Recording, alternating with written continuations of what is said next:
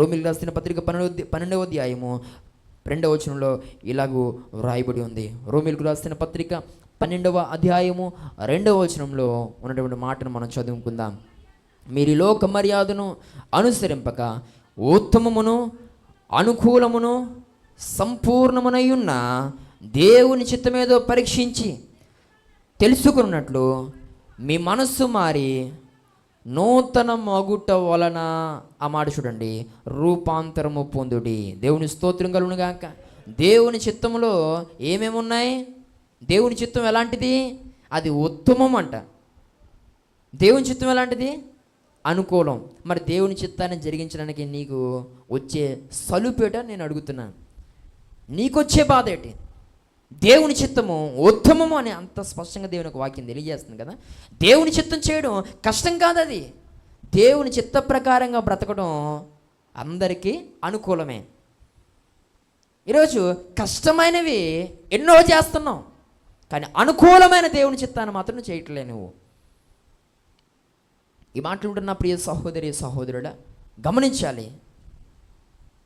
అన్నీ ఇచ్చేటువంటి దేవుడు నీ నా నుండి ఆశిస్తున్నటువంటిది ఏది అని అంటే ప్రత్యేకమైన మార్పు, ప్రార్థన. ఫర్ ఎగ్జాంపుల్, నీకు ఏదైనా కావాలనుకుంటే దేవుడు ఒక మాట చెప్పాడు. ఏంటంటే, నువ్వు నన్ను అడిగితే చాలు, జనములు నీకు స్వాస్థ్యంగా అడిగితే చాలు అని ఎవరన్నారు? నువ్వు నన్ను అడిగితే, ప్రార్థన చేస్తే నేను నీకు ఇస్తాను అని దేవుడు అంటున్నాడు కదా. ఒకానొక సమయంలో ఆయన ఉపవాసం ఉండి ప్రార్థన చేసుకుంటున్నప్పుడు అపవాది యేసు ప్రభు దగ్గరికి వచ్చి ఏమంది?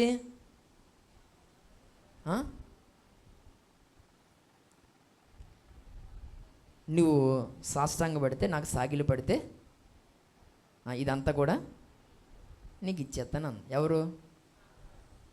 ఇక్కడ దేవుడు ఇస్తానంటున్నాడు, అపవాది కూడా ఇస్తానంటున్నాడు. కానీ అపవాది ఏమన్నాడంటే, నేను ఇస్తాను కానీ నువ్వు సాగిలు పడాలి అన్నాడు. దేవుడు ఏమంటున్నాడంటే, నేను నీకు ఇస్తాను, నువ్వేం చేయాలా?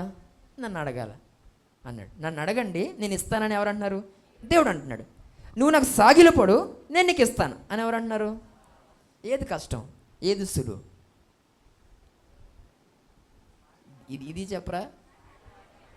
సాగిలు పడడం కష్టం, ప్రార్థన చేయడం ఈజీయా? కానీ ఈరోజు మరి మనం ఏం చేస్తున్నాం? సులువైన పద్ధతి పక్కనెట్టి సాగిలు పడిపోతాం. ఎక్కడ?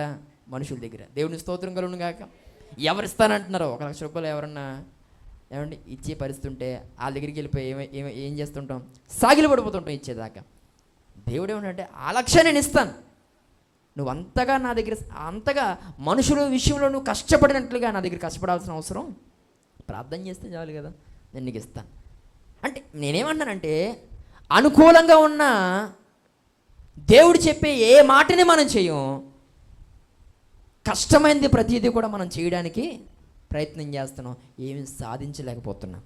అంటే దేవుని యొక్క మాటలు మన జీవితంలో మనం చేయటం అనుకూలమే, అవి కష్టమేం కాదు. దేవుని చిత్తం అనుకూలం, దేవుని ఉద్దేశానుసారంగా బ్రతకడం అనుకూలమే, నీకు సాధ్యమయ్యేదే. కానీ ఆ పని మనం చెయ్యం కాబట్టి దేవుడు ఇవ్వాల్సినవి ఇవ్వలేడు. ఈరోజు కష్టమైనవి చేస్తున్నాం, పొందుకుంటున్నాం, అది స్థిరంగా మనతో ఉండటం లేదు. అపవాది ఇచ్చేది ఏది స్థిరం కాదు. ఇస్తాడు కానీ ఏది స్థిరం కాదు. ఇంకా మాటకొస్తే యేసుప్రభు కన్నా ఎక్కువ ఇచ్చేస్తాడు కానీ ఏది నిలబడదు. మరి దేవుని స్తోత్రం కలుగును గాక. కానీ ఆయన ఇచ్చేది ఏదైనా ఎన్నటన్నిటికీ స్థిరంగానే ఉంటుంది. ఈ ప్రత్యేకమైన సమయంలో ఈ వాక్యం ఉంటున్న నా ప్రియ సంగమా, మన ఆత్మీయ జీవితంలో అనుకూలమైన దేవుని చిత్తాన్ని జరిగించడం మానేయొద్దు. దేవునికి అనుకూలంగా బ్రతకడం మానేయొద్దు. దేవునికి ప్రీతికరంగా జీవించడం ఎంత మాత్రం మానేయొద్దని మరొకసారి దేవుని సేవకునిగా నేను సంఘానికి తెలియజేస్తూ ఉన్నాను. దేవుని స్తోత్రం కలుగును గాక. ఈ వాక్యం ఉంటున్న నా ప్రియ సహోదరి సహోదరుడా, కాబట్టి దేవుని చిత్తం ఉత్తమం, బెస్ట్ అన్నమాట. నీవు మనుషుల మాటలు తీసుకోవడం కన్నా దేవుని మాటను తీసుకొని ముందుకు వెళ్ళడం చాలా బెస్ట్. దేవుని స్తోత్రం కలుగును గాక. అది ఉత్తమం. కానీ నీవు అలా చేయుగా. మరి మనుషుల్ని అడగడం కన్నా దేవుని అడగడం బెస్ట్ అన్నమాట, ఉత్తమం. అది ఉత్తమం.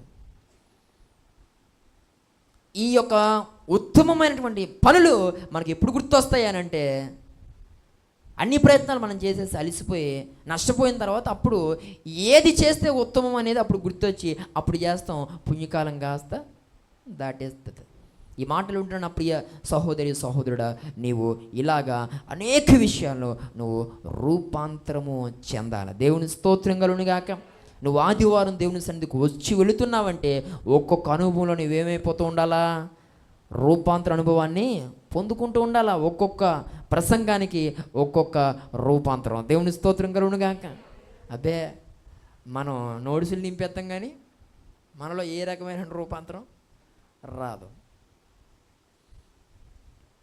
కొన్ని సందర్భాల్లో నా మట్టుకు నాకు అనిపిస్తుందండి, ఏమన్నానంటే నీ నోట్స్ నింపడానికి నేను వాక్యం చెప్తున్నానా లేకపోతే నీ జీవితం మారడానికి వాక్యం చెప్తున్నానో నాకు అర్థమవుతుంది. దేవుని స్తోత్రం కలుగును గాక. అంటే అలాంటి అనుభవాలను బట్టి అలా అనిపిస్తుంది. కొంతమంది యొక్క ఆలోచనలు, కొంతమంది యొక్క స్వభావం ఏంటి ఎలా ఉంది అని అంటే, పిల్లరా ఏదో అలా మాట మట్టుకు అలా వింటున్నారు కానీ విన్నటువంటి ఏ మాటని కూడా జీవితంలో ఏం చేయట్లేదు, కొనసాగించటం లేదు. ఆ మాట ప్రకారం బ్రతకడం లేదు. ఇది చాలా బాధాకరమైన సంఘటన అని దేవుని సేవకునిగా నేను తెలియజేస్తూ ఉన్నాను. దేవుని స్తోత్రం కలుగును గాక. ఈ ప్రత్యేకమైన సమయంలో దేవుడు నీతో నాతో సూటిగా మాట్లాడుతున్న మాట, నేను నీతో మాట్లాడుతున్నప్పుడల్లా నువ్వు రూపాంతరము చెందుతూ ఉండాలి. దేవుని స్తోత్రం కలుగును గాక. కాబట్టి ఉందామా ఈరోజు రూపాంతర అనుభవాన్ని కలిగి ఉందామా? ఒకసారి నేను ఇక్కడ నుండి రూపాంతర అనుభవాన్ని కలిగి ఉంటానన్న వారందరూ ఒకసారి చేతులెత్తి దేవునికి గట్టిగా బిగ్గరగా స్తోత్రం చెల్లించాను. హల్లెలూయా. దేవుడు కోరుతున్నది ఏంటనంటే మీరు రూపాంతరపరచబడండి, మీరు రూపాంతరము చెందండి. అప్పుడే మీరు ప్రకాశమానముగా మీరు ప్రకాశిస్తారు.